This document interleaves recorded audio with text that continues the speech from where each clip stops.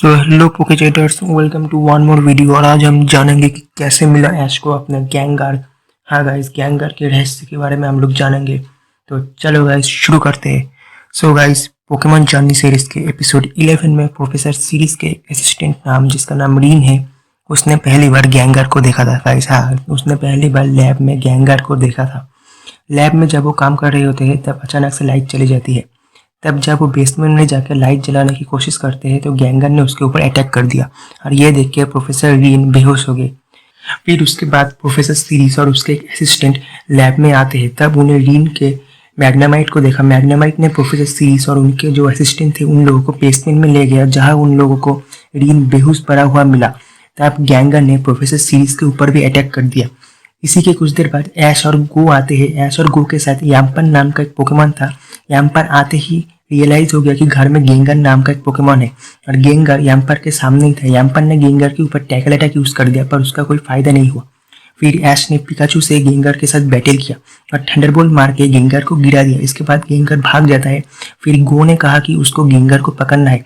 तब गो जब गेंगर को पकड़ने गया तो गेंगर पोकेबॉल के ऊपर साइकिक अटैक यूज करके सारे पोकेबॉल उल्टे गो के ऊपर ही वापस फेंक दे रहा था।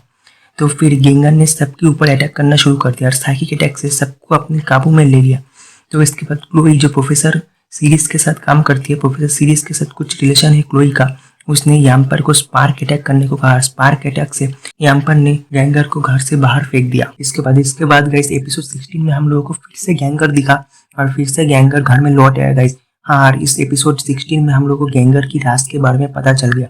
हाँ गाइस, ऐश की शैडो में गैंगर साथ साथ घूमने लगा था एपिसोड 16 में। और प्रोफेसर सीरीज इस एपिसोड में कहते हैं कि उनको ये बात पहले से मालूम है कि इस घर में एक गैंगर रहता है। और जब उन लोगों ने इस घर को खरीदा था तब घर वालों ने कहा था कि ये घर भूतिया घर है और कोई भी आके इस घर में नहीं रह सकता। पर फिर भी प्रोफेसर सीरीज ने ये घर खरीद लिया था क्योंकि उन्हें लगता था कि ऐसे भूतिया घर में रहने में मजा आएगा। इसके बाद ऐश भागते हुए रास्ते से जा रहे होते हैं तभी उसकी टक्कर एक ट्रेनर से हो जाती है और वो ट्रेनर गैंगर की पिछले ट्रेनर था।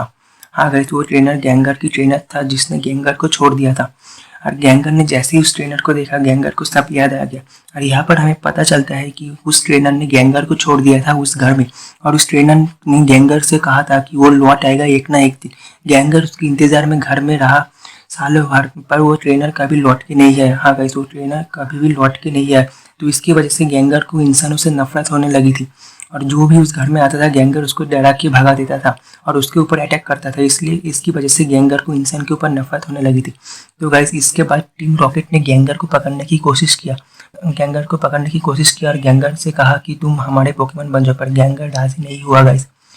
टीम रॉकेट ने जबरदस्ती गैंगर को पकड़ लिया और ऐश ने गैंगर को टीम रॉकेट से बचा लिया। ऐश ने गैंगर के इस्तेमाल किया टीम रॉकेट को भगाने के लिए और पिकाचू का भी इस्तेमाल किया टीम रॉकेट को हराने के लिए। इसके बाद गाइस ऐश बेहोश हो जाता है रास्ते में और ऐश ने जब अपने आंखें खोली तब वो अपने आप को लैब में पाते हैं। और ऐश जब अपने आप को लैब में पाते हैं तो ऐश के साइड में एक पोकेबॉल था और ऐश के सामने गैंगर आ जाता है और गैंगर ने ऐश से कहा कि उसे पकड़ लेने के लिए और गैंगर ऐश का दोस्त बनना चाहता है। हाँ गाइस, इसी तरह ऐश को गैंगर मिला था और यही था गैंगर का रहस्य पोकेमॉन जर्नी सीरीज का। So guys, hope you guys की वीडियो अच्छी लगी आप लोगों को। और अगर आप लोगों को ऐसी ही मिस्टीरियस वीडियो आगे जाननी है तो प्लीज़ चैनल को सब्सक्राइब करो और बताना कमेंट में कि अगली वीडियो किसकी टॉपिक में होना चाहिए।